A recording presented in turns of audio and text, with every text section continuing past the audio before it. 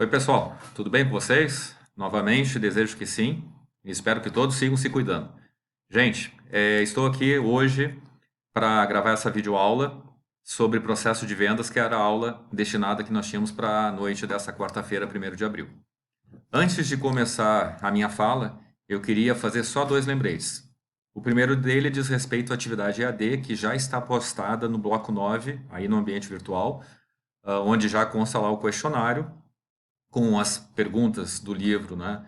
A Estratégia do Oceano Azul, capítulos 3 e 4, bem como questionamentos em relação à nossa aula anterior que abordava sistema de vendas. Ok?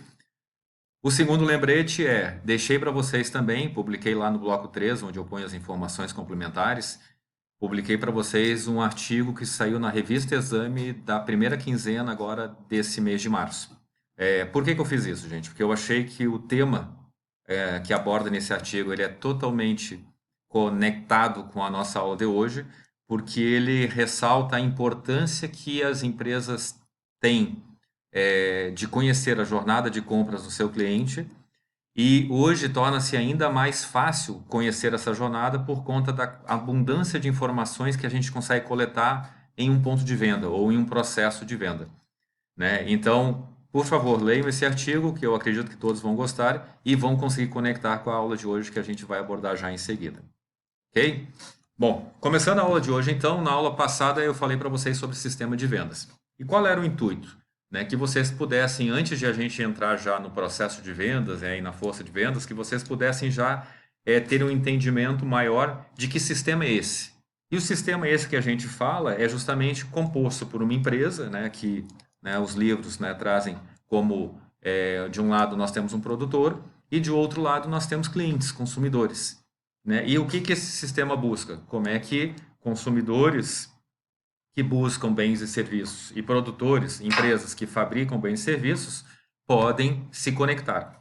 Essa conexão eu mostrei para vocês que ela se dá através dos intermediários. Né? Lembram lá quando eu coloquei aquele fluxo para vocês e que nós temos lá um fabricante, né? E que para ele chegar no consumidor, ele pode levar o seu produto para um distribuidor, que esse distribuidor leva para um atacado, que esse atacado encaminha esses produtos para um varejista e esse varejista vende para o consumidor. Então, isso faz parte de um sistema.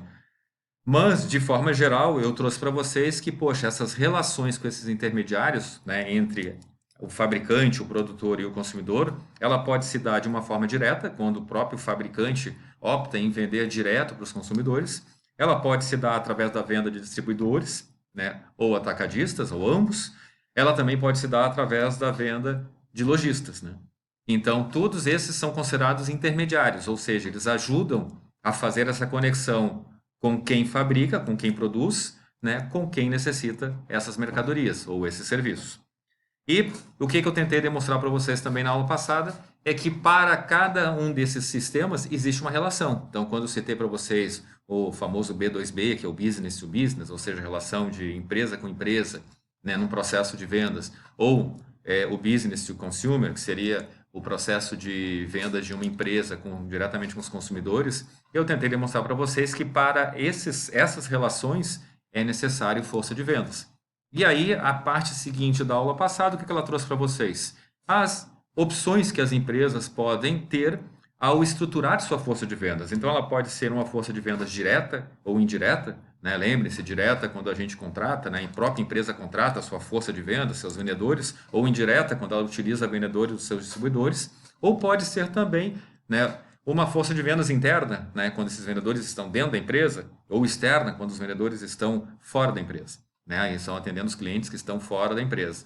Então, isso foi o que abordou a aula passada. Hoje, o que nós vamos tratar? Nós vamos tratar, então, na preparação desse vendedor para, de fato, realizar a venda. Lembram que nas primeiras aulas a gente falou sobre o conceito de vendas? O que era o conceito de vendas? Era aquele processo de comunicação que existe entre a empresa e o consumidor. E que busca o quê? Busca persuadir aquele consumidor, aquele cliente, a comprar. Então é um processo de comunicação que tem esse fim. E ainda destaquei para vocês, assim, lembrando que não são todos os clientes, né? Citei para vocês, a gente busca persuadir o cliente potencial. Ok? Bom, então a aula de hoje aborda esse tema, processo de vendas. E o que ele... Deixa eu só iniciar aqui. Pronto. E o que é o processo de venda, gente? O processo de vendas é justamente essa sequência de ações que o profissional de vendas vai preparar para que possa tornar a venda eficaz. E o que é uma venda eficaz? É quando de fato a gente conseguiu que o cliente ou o consumidor comprasse. Aí eu estou realmente concluindo um processo de venda. Eu trago para vocês aqui, existem várias abordagens, existem também autores que chamam de funil de vendas, eu prefiro optar mais por, né, esses autores que tratam esse tema do processo de vendas, mas eu trago para vocês aqui as 3 grandes fases. Então, esse processo de vendas que eu estou trazendo aqui para vocês em primeira mão, ele é estruturado, ele é composto por 3 grandes fases. Quais são essas fases? A primeira fase é a pré-venda, a segunda fase, a venda propriamente dita, e a terceira fase, o pós-venda. Então, é importante que o gestor, né, da administração de vendas na empresa tenha conhecimento dessas fases para que ele possa preparar a sua equipe de vendas para que ela tenha êxito, ou seja, para que ela possa realizar vendas ou persuadir os seus clientes a comprarem. Tudo certo até aqui? Então vamos em frente. Quando a gente fala então da etapa pré-venda, né, dessa fase, eu trago para vocês aqui uma primeira etapa, que é a etapa que aborda a prospecção e qualificação. Então, a que se remete essa etapa, gente? Pensem comigo. Seja uma indústria, seja um fabricante, seja um atacado, seja um distribuidor, ou seja um varejo, né, que é um lojista, todos eles precisam prospectar clientes, né? Então, quando a gente fala de uma força de vendas externa, é porque ela vai ao mercado prospectar clientes. Quando a gente fala de uma força de vendas interna, ela, teoricamente, está dentro da organização esperando os clientes irem até a sua empresa. Mas isso não quer dizer que ambas não prospectaram. Se a gente for pensar hoje, os lojistas, a forma que eles mais utilizam para prospectar clientes é passando informações através de WhatsApp, através das suas redes sociais, né? Então, isso é uma forma, ou várias formas aí que um lojista faz, né, para poder prospectar clientes. Aí uma propaganda na TV, a mesma coisa, né? Ela também tem esse intuito. E uma propaganda no jornal, e a participação em uma feira, tudo são ações que buscam prospectar clientes, né? E não é só o lojista que faz isso, também um atacadista, um distribuidor e o próprio fabricante. Bom, então, quando a gente fala de prospecção, a gente está falando de identificar os prospects. Trouxe esse termo em inglês para vocês, você sabe que eu não gosto muito, mas é só para que vocês tenham conhecimento, porque prospects, porque qual é o significado de prospects? Né? São clientes potenciais, ok? Que a literatura americana denomina dessa forma. Mas além de prospectar, gente, a gente fala de qualificar. E qualificar quem? Os clientes potenciais. Então, lembrando que clientes potenciais são aqueles clientes que têm condições, né, têm necessidade do nosso produto ou serviço e têm condições de adquiri-lo. E qualificar é justamente esse processo de verificar se ele tem condições de fato de arcar com esses custos. Então, quando a gente fala, muitos de vocês devem trabalhar na indústria, devem conhecer que existe a indústria costuma ter meios, né, de qualificar, utilizando informações do Serasa, informações bancárias, tudo para identificar se aquele cliente potencial tem condições de ser atendido pela empresa. A mesma coisa o lojista, né? Hoje, por conta do massivo uso, né, dos cartões de crédito, dos cartões de débito, esse processo de qualificação ele tem se tornado mais simples. Por quê? Porque essas empresas já fazem isso, né, já o qualificam. Ok? Bom, a partir dessa etapa, a próxima etapa, ainda no pré-venda, é a gente preparar uma pré-abordagem. Ou seja, é treinar, gente. É poder imaginar o que eu necessito para fazer um bom atendimento. Então, desde planejar o agendamento dessa visita, né, se for né, uma força de vendas externa, ou de estudar a necessidade dos clientes, ou de conhecer melhor os compradores e outros envolvidos que estarão nesse processo de compra, né, até mesmo estabelecer os meus objetivos, né, e o que eu tenho de benefícios, né, e estratégias para apresentar, tudo isso, gente, faz parte de uma preparação. Nesse momento a gente chama de pré-venda, por quê? Porque nós não estamos ainda naquele contato já com o cliente em tempo real. A partir desse momento, aí sim, gente, inicia-se a abordagem. Então, a abordagem ela significa o quê? Significa aquele momento que a gente recebe um cliente na loja, quando a gente se apresenta, né? Ou, naquele momento, em empresas que utilizam força de vendas externa, que a gente sai da empresa e vai visitar algum cliente e se apresenta. Então, eu realizar a visita ou receber a visita se eu sou um lojista, e iniciar a apresentação do que eu preparei na pré-abordagem, já é um primeiro momento da verdade com o cliente. Ok? Mas, lembre-se, caracteriza-se ainda como pré-venda. A partir disso, eu entro de fato na apresentação, onde eu vou trazer tudo aquilo que eu planejei como programa de benefícios, como propostas para o meu cliente, como condições que eu vou prestar para ele. Tudo isso, né, que eu estou planejando sobre o meu produto, o meu serviço que eu apresento, faz parte dessa etapa da apresentação. Lembrando ainda que eu estou ainda na fase pré-venda. E é muito comum, gente, as empresas darem cursos para seus vendedores, utilizando aí ferramentas de técnicas de demonstração. Que isso eu volto a abordar com vocês depois numa aula presencial mais adiante. Ok, gente?